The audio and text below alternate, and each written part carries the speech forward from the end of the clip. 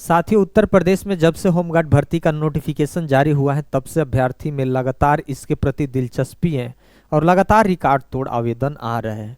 कुछ दिन पहले 7 लाख प्लस अभ्यर्थियों ने आवेदन किए थे, अब तो 10 लाख प्लस आवेदन जा चुका होगा, लेकिन अभी भी 2-3 दिन का और शेष वक्त बचा है जिसमें 20 लाख के आसपास जाने वाला है। अभी भी सर्वर ठीक ठाक चल रहा है। अगर आप किसी कारणवश आवेदन नहीं किए हैं तो जरूर कर लीजिए, आप अंतिम डेट की प्रतीक्षा मत करिए। साथियों, आज के इस वीडियो में जानेंगे किस जनपद में कितनी सीटें हैं, महिलाओं के लिए कितनी आरक्षित हैं, और साथ ही साथ जो आपने जाति प्रमाण पत्र जो लगाए हैं कब से कब तक मांगी गई है, और एज लिमिट और क्वालिफिकेशन क्या है, हम पूरी तरीके से डिटेल्स में जानेंगे। और एग्जाम का पैटर्न क्या है, क्या आपको तैयारी करना है जो आपका सिलेक्शन हो सकता है, क्योंकि तैयारी में तो अभी से ही आपको जुट जाना होगा अगर होमगार्ड बनना हो तो। ये एक गृह जनपद में आपको ड्यूटी मिलती है, अच्छा खासा सम्मान वेतन भी मिलता है, आप अपने परिवार से आए दिन रोज मिल भी सकते हैं। तो साथियों, 18 तारीख को ये नवंबर में नोटिफिकेशन जारी हुआ था। 41,424 पदों पर बहुत बड़ी भर्ती कही जाएगी।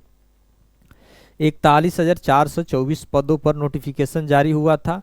और इसमें ध्यान दीजिएगा, इसमें जो अगर आप जिस जनपद से होंगे जरूर बताइएगा कि आप किस जनपद से हैं और आपके यहाँ कितनी सीटें आरक्षित हैं। आगरा से होंगे तो आपका 1232 सीटें हैं। उसके बाद फिरोजाबाद से होंगे तो आपका 484 सीटें हैं। उसके बाद अगर आप मैनपुरी से हमें देख रहे होंगे तो 383 सीटें हैं। मथुरा से अगर आप देख रहे होंगे तो 489 है। अगर आप अलीगढ़ से हैं तो आपके यहाँ 853 सीटें हैं। अगर एटा से होंगे तो वहाँ पर 329 सीटें हैं, 329। हाथरस से अगर आप हैं तो 495 सीटें हैं। कासगंज से हैं तो 299 सीटें हैं। बरेली से हैं तो आपका 761 सीटें हैं। बदायूं से हैं तो आपका 629 सीटें हैं। पीलीभीत से हैं तो आपका 451 सीटें हैं। और शाहजहांपुर से है तो आपके यहाँ 720 सीटें हैं। और ये आप तो देख ही सकते हैं, जर्नल के लिए ये सीटें हैं। ध्यान दीजिएगा, ये जर्नल के लिए सीटें हैं, ये एससी के लिए सीटें हैं, और ये अनुसूचित जाति के लिए सीटें हैं, अनुसूचित जनजाति के लिए है, ये पिछड़ा वर्ग के लिए है, ये आर्थिक रूप से ईडब्ल्यूएस वालों के लिए है। तो अगर आप चाहते हैं कि इसको स्क्रीनशॉट मार के देख लेना कि आरक्षण वाइज क्या है, टोटल कितनी सीटें हैं, तो आपको स्क्रीनशॉट इसको आप ले सकते हैं साथियों। अब अगला देख लेते हैं।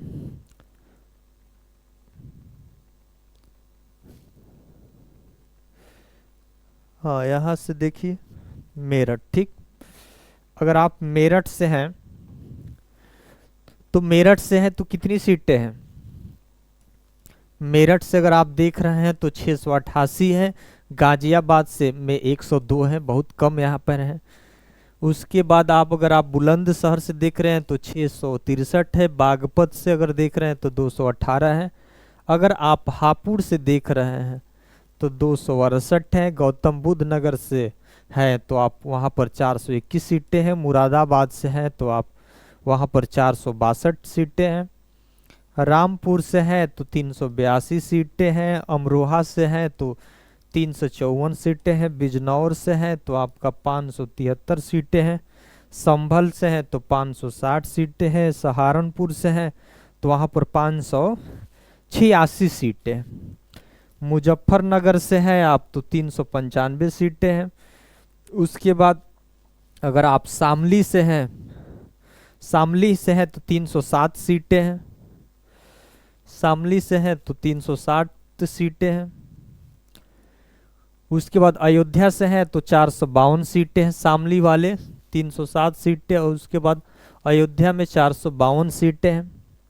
उसके बाद बाराबंकी से अगर है तो 615 सीटें हैं। सुल्तानपुर से हैं तो आप वहाँ पर 6 से 51 सीटें हैं। अम्बेडकर नगर से हैं तो आपका 434 सीटें हैं। अमेठी से हैं तो 453 सीटें हैं। चित्रकूट से हैं तो वहाँ पे 442 सीटें हैं। हमीरपुर से हैं तो वहाँ पर 300 आपका 40 सीटें हैं। बादा से है तो 481 सीटें हैं। महोबा से हैं 111 सीटें हैं। गोंडा से हैं आप तो वहाँ पर 826 सीटें हैं, 826 है आपका गोंडा में। बहराइच में आपका 659 सीटें हैं। बलरामपुर में आपका 551 सीटें हैं। अगर आप चाहते हैं इसको स्क्रीनशॉट मारना, क्योंकि तो यहाँ इसको स्क्रीनशॉट ले सकते हैं अगर आप अपने जनपद को लेना चाहते हैं तो। ठीक, बलरामपुर हो गया। उसके बाद यहाँ देख लीजिए,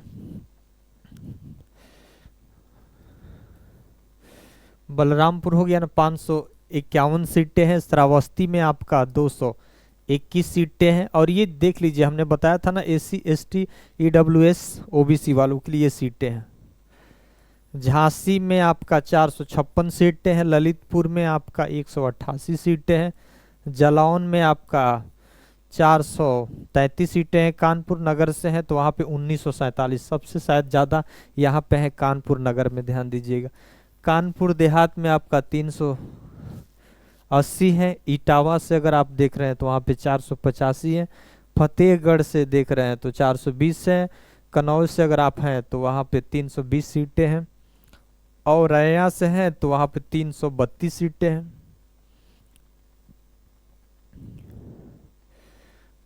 उसके बाद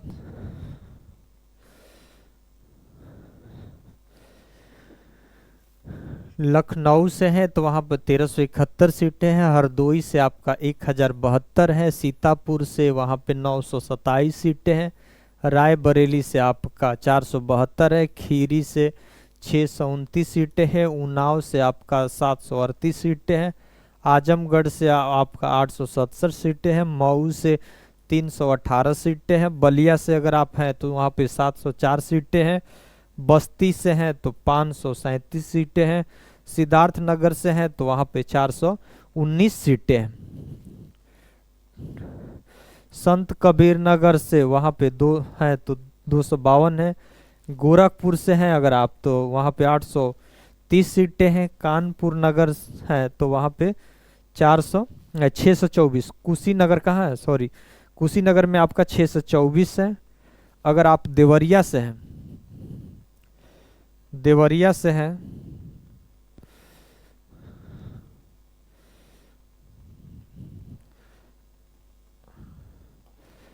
अगर आप देवरिया से हैं, देख लीजिए, स्क्रीनशॉट लेना होगा तो ले सकते हैं। अगर आप देवरिया से हैं तो वहाँ पे 667 सीटें हैं। महाराजगंज से हैं आप तो 462 है। मिर्जापुर से हैं तो वहाँ पे 476 है। भदोही से अगर हैं आप तो वहाँ पे 43 सीटें हैं। सोनभद्र से अगर आप हैं तो वहाँ 250 सीटें हैं। प्रयागराज से हैं तो वहाँ पे 1219 सीटें हैं। फतेहपुर से हैं तो 583 सीटें हैं। प्रतापगढ़ से हैं तो वहाँ पे 726 सीटें हैं। कौशाम्बी से हैं अगर आप तो वहाँ पे 290 सीटें हैं। साथ ही साथ वाराणसी से हैं तो वहाँ पे 1004 है। गाजीपुर से अगर आप देख रहे हैं तो 693 सीटें हैं। जौनपुर से अगर आप देख रहे हैं तो वहाँ पे 900 सीटें हैं, 900 सीटें हैं। और चंदौली से अगर आप देख रहे हैं तो कितना है, 350 सीट। साथियों, अगर किसी को स्क्रीनशॉट लेना हो तो आप इस तरह से ले सकते हैं। अपना जनपद देखकर स्क्रीनशॉट ले सकते हैं।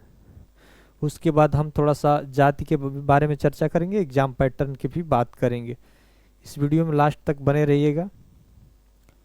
जिसको स्क्रीनशॉट लेना है वो ले सकते हैं। अगर आपका जनपद दिख रहा होगा तो ज़रूर कमेंट कर दीजिएगा। कम से कम अपने जनपद का नंबर भी लिख दीजिएगा कि सर मेरे जनपद में इतना सीटें हैं, मैंने आपका वीडियो देखा। तो उससे मुझे यकीन हो जाएगा कि नहीं, आप लोगों ने इस चीज़ को देख लिए हैं अच्छे से। ये सारी चीज़ें रही है। बाकी आपने ये जनरल वालों के था, ये SC ST पिछड़ा EWS और टोटल ये जो सीटें थी, ठीक, यही सारी चीज़ें थी। उसके बाद यहाँ देखिए, उसके बाद होम गार्ड्स के इनरोलमेंट हेतु जनपद वार के सापेक्ष क्षैतिज आरक्षण का विवरण है। अगर आगरा में देख, एक उदाहरण से समझ लीजिए, आगरा में अगर 1232 सीटें हैं तो स्वतंत्रता संग्राम सेनानी के लिए 2% आरक्षण मिलेगा ना, तो 24 इनके लिए हो जाएगा। भूतपूर्व सैनिक 61 इनके लिए। अब महिला के लिए कितना, 246 हो जाएगा।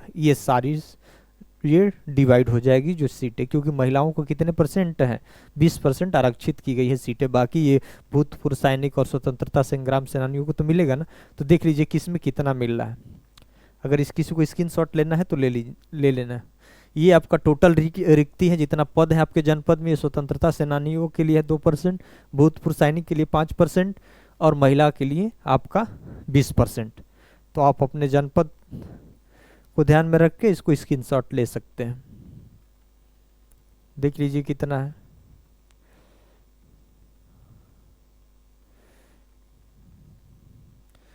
जिसको भी स्क्रीनशॉट लेना है ले लीजिए और आप सीट को ध्यान में रखकर अपनी तैयारी में भी पूरी तरीके से जुट जाइए। और ये भी नहीं देखना है कि हमारे यहाँ कम सर सीटें हैं तो हमारे लिए कठिन काम हो जाएगा।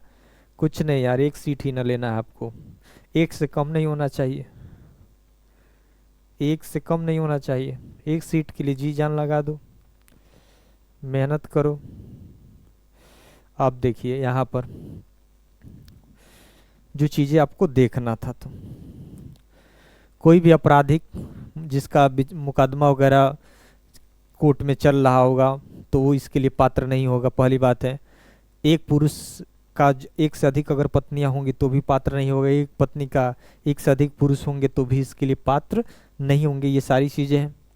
उसके बाद जो ऑनलाइन कब से हो रहा है साथियों, देख लीजिए। ऑनलाइन जो आपका 18 तारीख से हो रहा है, 18/11/2025 से ऑनलाइन हो रहा है और 17/12/2025 तक, यानी और 2-3 दिन का और शेष समय बचा हुआ है। तो आप लोग इसको ऑनलाइन कर लीजिएगा। इसमें क्या करना था, OTR करना होता था, 1 टाइम रजिस्ट्रेशन करना होता था, तभी आप इस फॉर्म को क्या कर सकते थे, भर सकते थे। उसके बाद इसमें ध्यान दीजिएगा, अगर आप सामान्य से होंगे, जनरल होंगे, EWS और पिछड़ा वर्ग के अभ्यर्थी होंगे तो आपको कितना पैसा पेमेंट करना होगा फीस फॉर्म भरते वक्त, 400 रुपया लगेगा। अगर आप SC होंगे, ST होंगे तो आपको 300 रुपया लगेगा, आप महिला हो या पुरुष हो, ठीक है। उसके बाद यहाँ देख लीजिए, जो आपका हाई स्कूल, यानी अगर आप हाई स्कूल उत्तीर्ण होना चाहिए, कंप्लीट आप पास आउट हाई स्कूल होना चाहिए, तब आप इसके लिए आवेदन कर सकते हैं। साथ ही साथ अपीयरिंग वगैरह के लिए, अपीयरिंग में होंगे तो ये पात्र आप नहीं माने जाएंगे।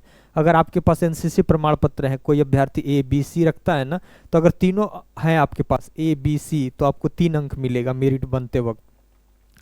A आपने कंप्लीट किया, B C नहीं कंप्लीट किए तो 1 अंक, यानी A कंप्लीट किए हैं 1 अंक, B कंप्लीट किए हैं 2 अंक और C कंप्लीट किए हैं 3। अगर तीनों हैं ABC तो 3 अंक मिलेगा, सिर्फ A ही है तो 1 अंक, अगर A और B दोनों है तो 2 अंक, ठीक, इस तरह का है।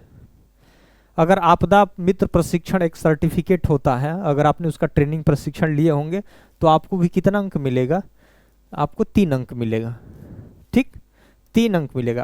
आपके पास ड्राइवरी लाइसेंस होगा तो आपको 1 अंक का वेटेज मिलेगा, ठीक, 1 अंक मिलेगा।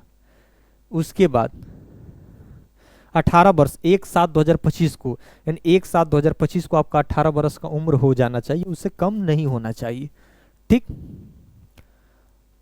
आप यहाँ से देख ही लेंगे, 1/7/1995 से पहले का नहीं होगा। अगर आपका जन्म तिथि, यहाँ ध्यान दीजिएगा, आपका जन्म तिथि 1/7/1995 से पहले का होगा तो आप इसके लिए एलिजिबल नहीं होंगे, और 1/7/2007 के बाद भी होगा तो भी आप इस फॉर्म को नहीं भर सकते हैं, ठीक। अब यहाँ देखिए, इसको देख लीजिए, बहुत लोगों ने भर दिया है लेकिन अभी भी 2-3 दिन है ना, बहुत लोगों को भी भरना बाकी होगा। सामान्य और EWS का जन्म तिथि 1/7/1995 से 1/7/2007 के बीच का ही होना चाहिए, इसके बाद और इसके पहले का नहीं होना चाहिए। उसी तरह से SC और ST के लिए 5 वर्ष का छूट मिलेगा ना, तो 1/7/90 के बाद का नहीं होना चाहिए, 1/7/2007 के बाद, यानी इसका पहले और इसके बाद का नहीं होना चाहिए। उसी तरह से ये भी है, सेम है। पिछड़ा वर्ग के लिए सेम है, पिछड़ा वर्ग और SC ST के लिए सेम है, सिर्फ सामान्य और EWS के लिए आपका विभिन्नता है, ठीक। जो भी आरक्षण के अनुसार आपका 5 वर्ष का छूट मिलेगा वो तो आपको मिलेगा ही, ठीक है। अब यहाँ देख लीजिए, मेन परीक्षा पैटर्न है ना, फॉर्म तो भर के सब लोग भर ही देंगे, फॉर्म तो सब लोग भर दिए होंगे, भर ही रहे होंगे, लेकिन सवाल क्या है, सिर्फ GS के बल पे ये नौकरी मिलने वाली है। GS 100 प्रश्न रहेंगे, 100 अंक का रहेंगे, 2 घंटा आपका समय रहेगा। अभी से यार लग जाओ, दिन रात एक कर दो, करेंट पे बहुत फोकस रखना, हिस्ट्री, पॉलिटी, ज्योग्राफी और साइंस प्लस करेंट जोड़ मेहनत कर दो, कंप्लीट हो जाएगा यार। 2 घंटा 100 प्रश्न 100 अंक के होंगे, कोई दिक्कत नहीं है। यहाँ एक और चीज आपको मुझे दिखाना है, जो आपका कब से मांग रहा है, जो आपका फिजिकल वगैरह भी, ये जो भी ध्यान रखिएगा, ये जिले वाइज ये मेरिट भी बनता है। जितनी जो सीटें होंगी ना, तो किसी जिले में कम मेरिट जाएगी, किसी में अधिक जाएगी, सीट के अनुसार वो सारी चीज़ें जाएगी, ध्यान रखिएगा। अब यहाँ देखिए, सामान्य यानी पिछड़ा वर्ग के पुरुष के अभ्यर्थियों को न्यूनतम ऊंचाई 168 सेंटीमीटर होना चाहिए। किसके किसके, सामान्य हो या पिछड़ा वर्ग हो या अनुसूचित जाति हो, यानी SC, OBC और जनरल के लिए 168 सेंटीमीटर होना चाहिए। अनुसूचित यानी अगर आप ST हैं तो 160 सेंटीमीटर होना चाहिए। और सीना आप देख रहे हैं ना, 79 सेंटीमीटर बिना फुलाए और फुलाकर 84 सेंटीमीटर होना चाहिए, ठीक। और वही ST के लिए 77 होना चाहिए और फुलाकर 82 होना चाहिए।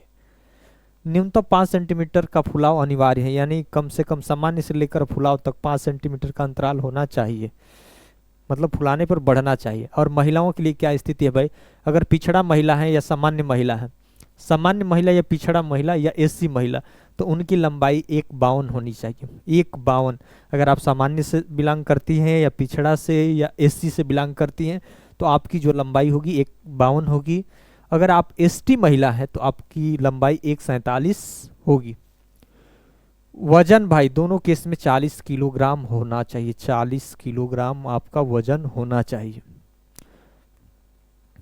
ठीक।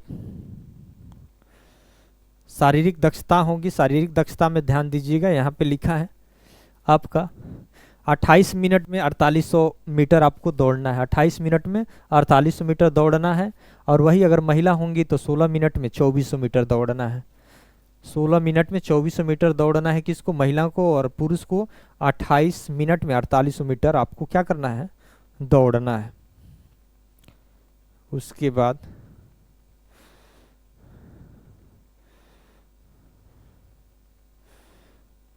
बाद आप इसमें एक और चीज जो दिया था जाति वाले से संबंधित, हाँ आ ही गया, यहाँ ध्यान दीजिए, लिखा है अगर आप जिन अभ्यर्थियों द्वारा EWS श्रेणी के अंतर्गत आवेदन किया है, जो भी EWS के अंतर्गत आवेदन किए हैं, उनका जो EWS किस तारीख का बना होना चाहिए, 1/4/2025 के बाद का नहीं होना चाहिए, नहीं अप्रैल महीने से पहले का ही होना चाहिए, ठीक। प्रमाण पत्र धारित किया जाना अनिवार्य है। उपयुक्त प्रमाण पत्र के अभाव में अभ्यर्थी का आरक्षण का लाभ नहीं मिलेगा, साफ कह दिया गया है। क्या ये और में से संबंधित है, अनुसूचित जाति, अनुसूचित जनजाति और अन्य पिछड़ा वर्ग के अभ्यर्थियों केवल उत्तर प्रदेश के मूल निवासियों के ही अनुमन्य है के लिए आरक्षण अधिकतम आयु सीमा छूट के विवरण से संबंधित है। यहाँ देखिए, अभी आप लोग जाइए मत, यहाँ देखिए, ये तो सारी चीजें हैं। आपको 5 वर्ष की छूट मिलेगी SC के, और ST को 5 वर्ष, पिछड़ा वर्ग को 5 वर्ष मिलेगा, EWS वालों को नहीं मिलेगा, ठीक। और यहाँ देख लीजिए, स्वतंत्रता संग्राम सेनानी, ये जो है भूतपूर्व वालों को 3 वर्ष की छूट, हाँ।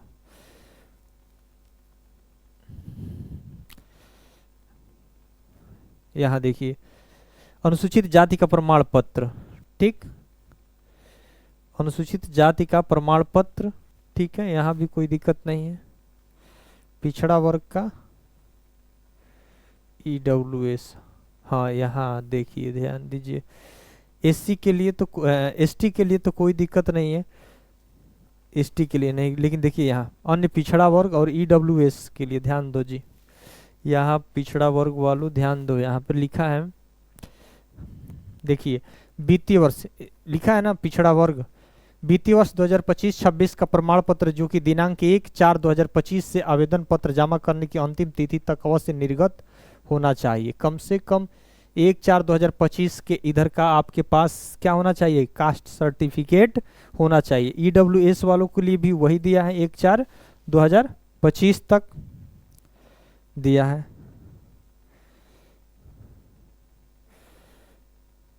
मूल निवास प्रमाण पत्र में तो कोई नहीं दिया है, डेट वगैरह तो नहीं दिया है। ठीक है,